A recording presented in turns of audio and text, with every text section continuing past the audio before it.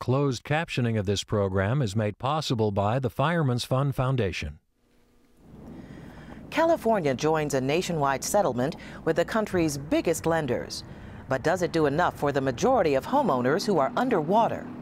No action, no matter how meaningful, is going to by itself entirely heal the housing market. But this settlement is a start. A landmark decision this week as the U.S. Ninth Circuit Court rules the Prop 8 ban on same-sex marriage unconstitutional. Caltrans says next weekend's closure could help speed the opening of the Bay Bridge's new eastern span.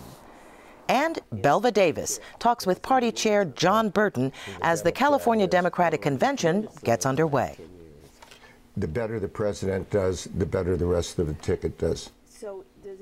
Coming up next.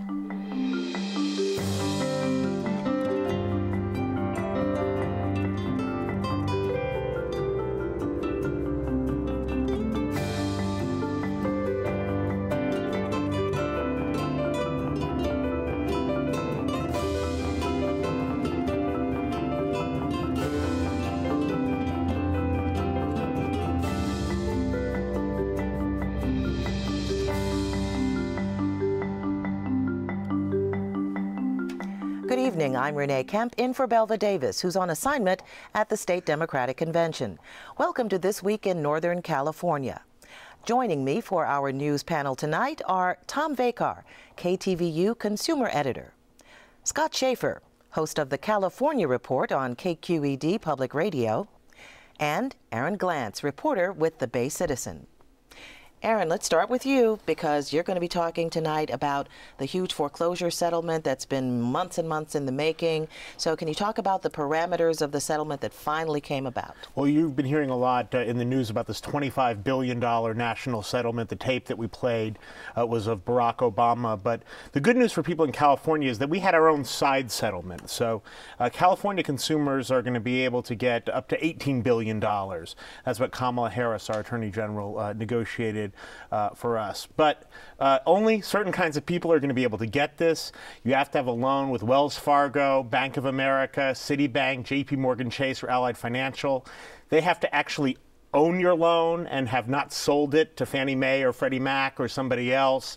And if you already lost your home to foreclosure, all you're going to get is about $2,000.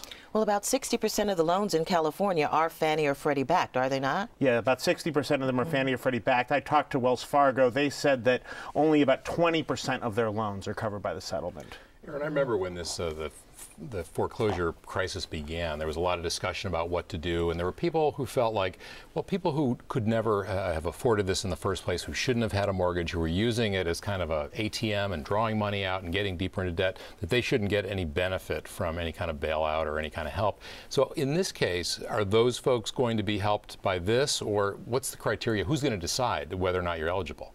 Well, you have to be underwater on your mortgage, and you have to have your loan from one of these 5 banks. And then theoretically, you should have access to this pot of money. So $12 billion is for reworks on loans here in the state of California.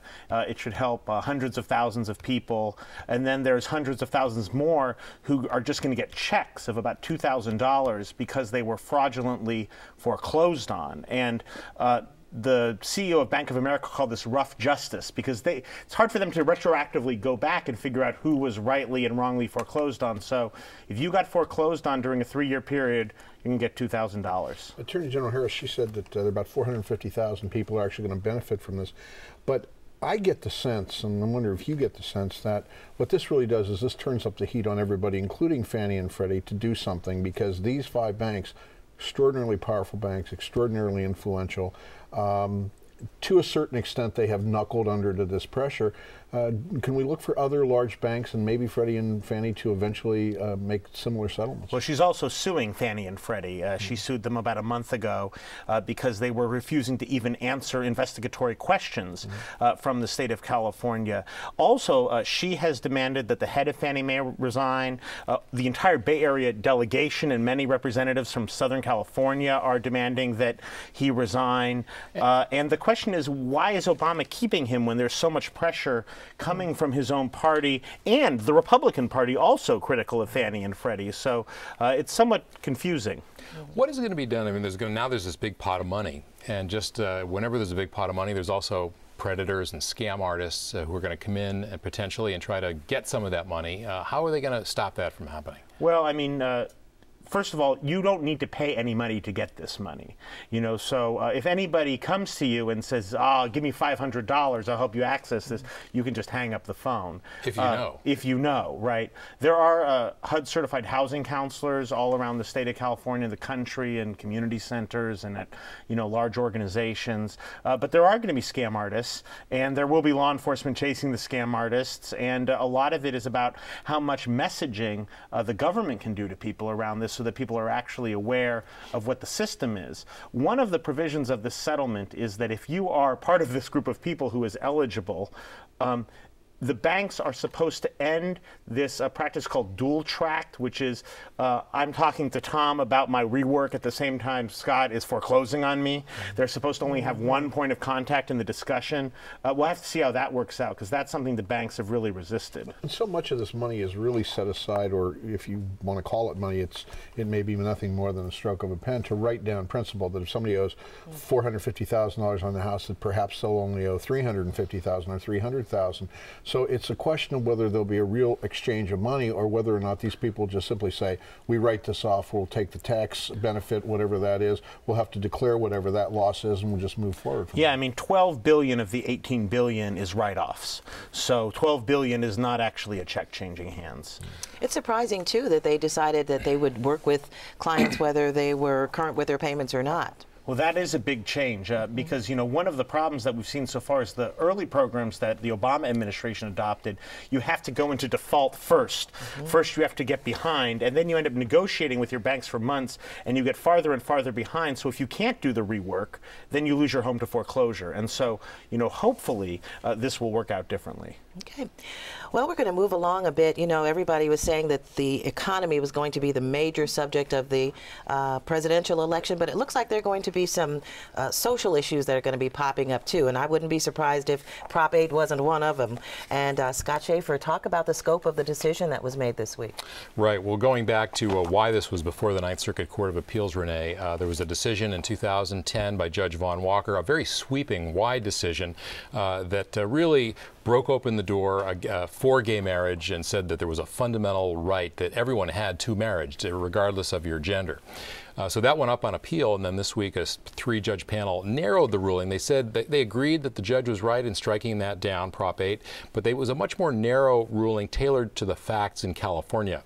Whereas Vaughn Walker's opinion, if it had been upheld by the U.S. Supreme Court, it could have struck down gay marriage bans across the country.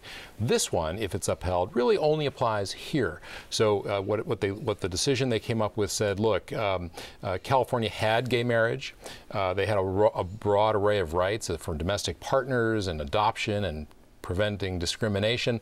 So when they withdrew the word marriage, essentially, from gay and lesbian couples, what was that? There was no rational reason for that other than animosity, prejudice toward this group, and the only effect it had was to diminish their status, and they found that to be unconstitutional.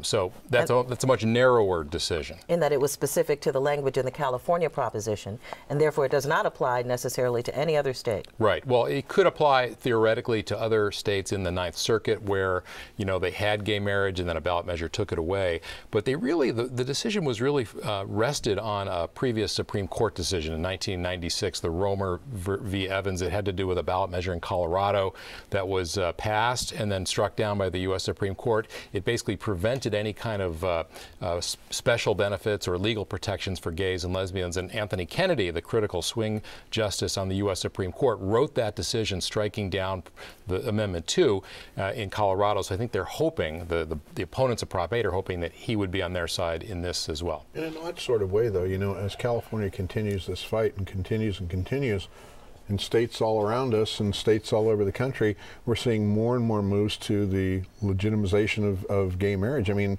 is this almost a day late and a dollar short in one sense? Well, I think people here they look at Iowa and now Washington State this week passed gay marriage. The governor says she's going to sign it.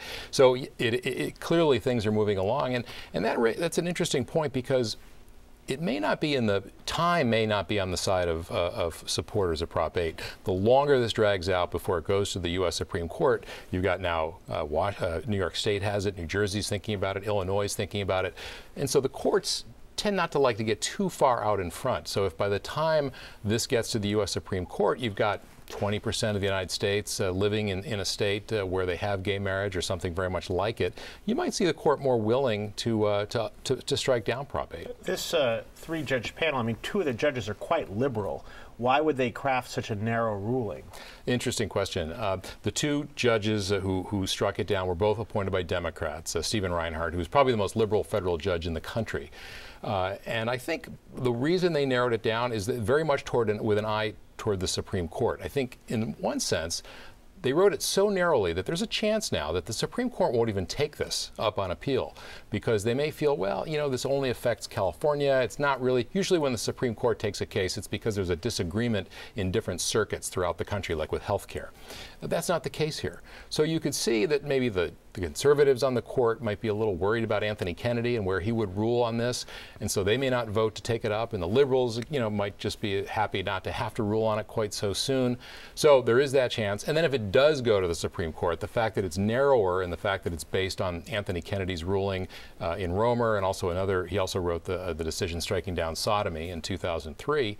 So I think they feel like if we target the argument right at him, that'll help win his vote if it does get to the U.S. Supreme Court. The actions by officials, Obama refusing to defend the Defense of Marriage Act, Kamala Harris, Jerry Brown refusing to defend Prop 8. How much do you think that is playing into this legal fight? Well, it's interesting. You know, the Defense of Marriage Act, there are several cases in the federal courts now, including two here in California. One of those, the one in Massachusetts, may actually get to the U.S. Supreme Court before Proposition 8 does. It's going to be probably at least the 2013 session before Prop 8 gets there. So it's quite possible that DOMA will be struck down before it gets. DOMA requires states to recognize marriages that are performed in other states, even if it's not legal in your state. So it's going to be interesting. I think clearly things are moving. You look at the polls now, there's a slight plurality supporting gay marriage. That was not the case 3-5 years ago, certainly not when Prop 8 passed. So yeah, things are moving, and it's all, it is part of the political gestalt is changing a little bit, definitely. And the bottom line is, when can marriages start again, if at all? Well, that's an interesting question. It looks like the stay on the ruling will end on February 28th, which would mean theoretically they could begin on February 28th, but you can be sure that the backers of Prop 8 will go back into court, to the Supreme Court if necessary, to get that stay put back in place so that there won't be any more same-sex marriages until this is finally resolved. And the lone dissenting judge was a Bush appointee, right? He was. Randy Smith. George W. Bush appointed him in 2007, a Mormon from Pocatello, Idaho. And his dissent was also fairly narrow. He basically said, I'm not so sure there wasn't a rational reason for enacting Prop 8, that it didn't have to be based on prejudice. And he used the phrase optimal parenting, that the state does have an interest, or the voters had an interest in wanting to have households where there was one father and one mother, and that's a reasonable thing to want, and you don't have to be anti-gay to necessarily support that. So that was the basis of his decision, and we'll see whether the Supreme Court picks up on that if and when it takes this case up. Okay, great. And the Ninth Circuit will be busy. They have oral arguments in 209 starting Monday, right? Monday they do. The anti-discrimination ban in California is going to be taken up, and Governor Brown, interestingly enough, is on the side of the plaintiffs. So we'll see what happens. Interesting development on that. Well, we're going to turn now to Tom Vakar. I'm sure everybody's seen the big signs about the closure of the Bay Bridge. Can you just talk a bit, Tom, about what we can expect with that closure? Let's go to the video. Let's go to the video. Do that. What we're going to look at here is a Caltrans generated piece of tape. And basically what you have to understand is that the westbound lanes, and what I mean by that is the lanes that are going into the city, are going to be closed. The other eastbound lanes going to Oakland will be just fine. And what's happening here is, if you look at what you're seeing there at the toll plaza, you're going to see that the traffic is going to be moved off to the left. And what that means is the lanes have already been built. They're simply going to do some shifting of these lanes during this closure, which happens over the weekend until next Tuesday. And then what will happen is that will clear the way for the new what is called the Oakland touchdown of the bridge to actually be built. And the idea is to move the traffic over so you can put this thing down, so when they're actually ready to open this up, you can open up both lanes, because these will be parallel lanes, some going east, some going west. They'll be parallel, but the idea is to just clear it out so that in effect it'll get done about 6 months to a year earlier. And although nobody will say this out loud, in time for the America's Cup, so they can show this magnificent bridge off to the world for the duration of the America's Cup. That's really what's going to happen. As we continue to move forward, we're going to also see the stringing of the actual cables. There are going to be 17,000 strands that will make up one cable 2.5 feet wide, which will be one continuous cable that will put that bridge into place. And then by Labor Day of 2013, not too far from now, we'll actually have this bridge go into operation 24 years after the first earthquake, the Loma Prieta quake, felled part of the bridge and made it a priority to replace it. Whoever thought that it would take so long? 24 years, and how much is the cost now? Starting at about $1 billion, right? Started about $1 billion. It is now $6.3 billion, and part of this has to do with the fact that this is a one-off bridge. It had to be built on unique territory, deep into a bay. It had to be done in the right way. It also had to be built to a standard, which is this, that if there is a major earthquake, the largest credible earthquake, either on the San Andreas or the Hayward Faults, which are capable of very large earthquakes, the bridge not only needs to survive that, it needs to be in service immediately thereafter for emergency crews and shortly thereafter for the public. So it is built to the highest standard that there can be. However, going through all of that were the politics of it, where you had the Mayor's Brown arguing over what should be done, and then the Governor Schwarzenegger saying, well, we just want to do a causeway, and ultimately we ended up on this large self-anchored suspension tower that's out there. So it is going to be a monument that will last about 150 years to the year 2163. So the $6 billion, if you amortize it out over that period of time, it's probably a pretty good bargain, but we're going to pay for it a lot quicker than that. Talk about the politics of this, because as you said, when I saw this deadline, I went to the America's Cup website, and in fact the finals are going to be the week, I think it's September 7th of 2013. So how does that work? I mean, who pushed the levers and got that done so that it would work in time for that? Well, part of it is what Caltrans learned in a lot of these emergency repairs on Double Slide, and when the bridge went out up in Geyserville, and when the part of the maze burned down, they learned how to do things much, much more quickly. So they started saying, okay, without getting crazy about money, what can we do here that would be different, that's never been tried before, that would speed this up? And they came up with this thing. They said, well, here's an opportunity. There's a window of opportunity here where we can show this bridge off. Safety was never compromised in any of that. I don't think anybody decided that. But they figured out a way to do it. And because they figured out a way to do it, it will be done 6 months to a year early. But clearly, the idea of showing off this bridge to a worldwide audience is something that they're thinking about. And do you think that it will actually be done then? Because those of us who've been waiting 23 years may have some skepticism? Well, I'll tell you, I think the question is, what happens in the interim if there's a major earthquake? What would we do about that? Would we have to speed up that new bridge in order to not have to rebuild the old one, or to repair the old one? Or are we likely to run into some more politics? I think we won't run into any more politics, because I frankly think the public will not bear any more expense on this bridge for this project. Since you are sort of our resident road warrior, can you talk a bit about the Doyle Drive project as well, since that is literally smack dab in the middle and seems to have run out of funds? Yeah, $1.1 billion. The reason that the bridge goes on is that it's supported by bridge tolls. There's a stream of money there. It's been committed. The people that lend the money know that it's going to be there. They're going to get paid. Doyle Drive's a different thing. It was a phased project, as all projects are, but they basically have gotten to the end of the first phase, and now there's some money that was supposed to come from the state is not forthcoming anytime soon, and some money that was supposed to come from the feds that they wanted to divert from other projects, they couldn't get that done. So if they don't get this thing figured out in the next few weeks, come June, this thing is going to come to a halt about halfway done. Now, what's important about that, obviously, is that we're talking about a very dangerous situation. It's a 75-year-old bridge, and it's one that needs to be replaced. Okay, thank you, Tom. In fact, thank you all for joining us today. Alan Glantz, Tom Vakar, thank you so much, Scott Schaefer, for being here. And the California Democratic Party is now holding its state convention in San Diego this weekend, with redistricting and the new top 2 primary system for selecting winning candidates. The upcoming election season should provide some interesting outcomes. Democratic Party Chairman John Burton, a former congressman and state legislator, spoke with Belva Davis earlier this week. 2012 is a different year for party chair. There have been so many rules, laws, lawsuits changed. Let's start with where we vote, and that is the long battle over the district lines. The new districts favor the Democrats. It was done by an independent commission that Democrats were against and Republicans were for, but largely because I think of the demographic change with more Democrats being registered, more independents, and less Republicans being registered, that there are more districts, new districts that Democrats could win. So it's an interesting concept, and that makes it harder for us to focus because there are more districts to focus on, but it's also it's a lot better chances to pick up enough votes to have 2/3 in the Assembly and Senate to help Governor Brown. Some members of Congress, anywhere from 2, 3 to 4, to help Nancy Pelosi get the majority of the House back, and so she could be Speaker again, which would be not only good for California, but good for the country. Now, usually when there's a voter increase, it's the party chair that has engineered something to get those new party members. Has that been a goal of yours?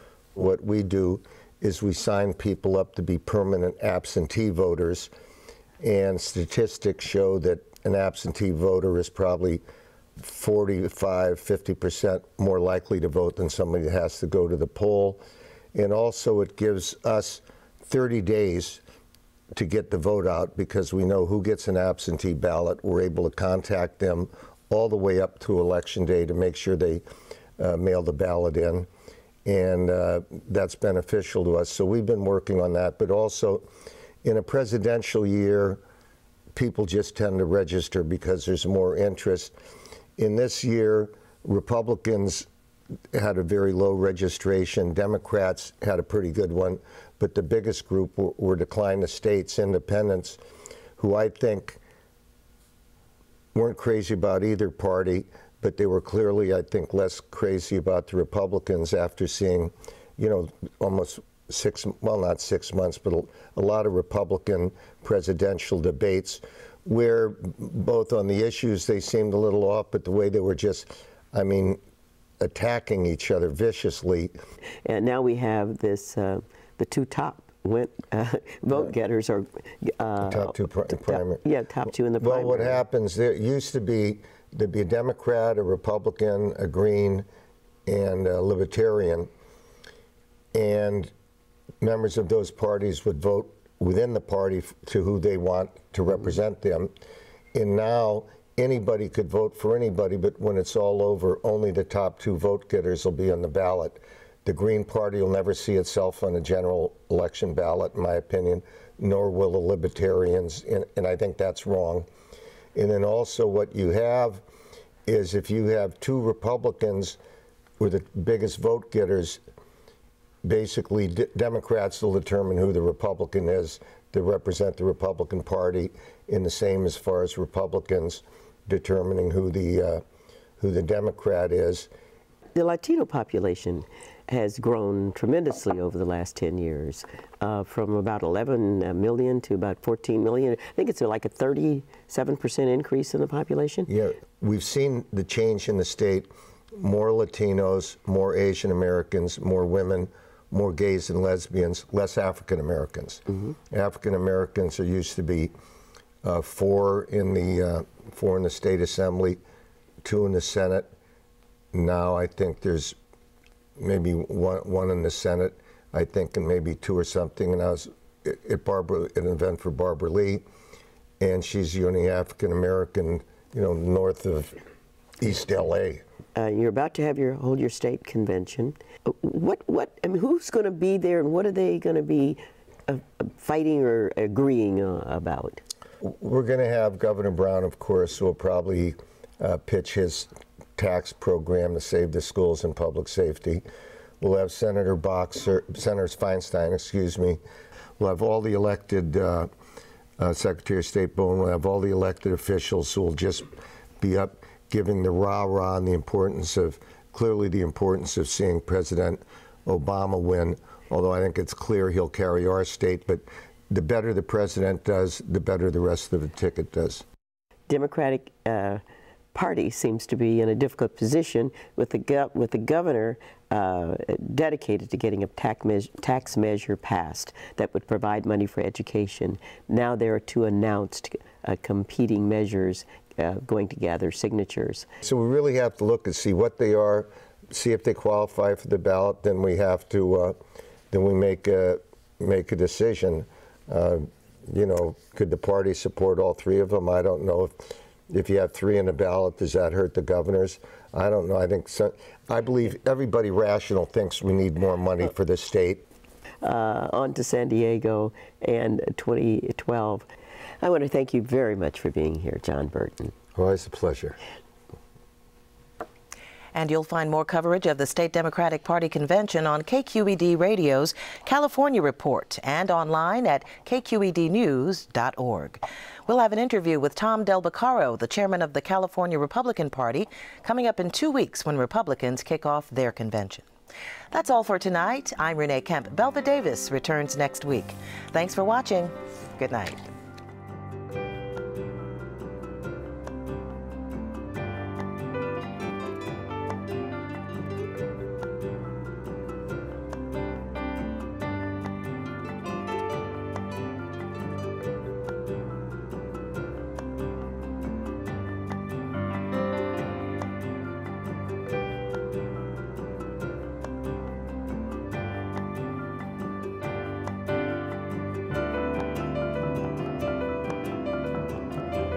Funding for special coverage of the 2012 election campaign comes from the George and Judy Marcus Family Foundation and Christine Harris.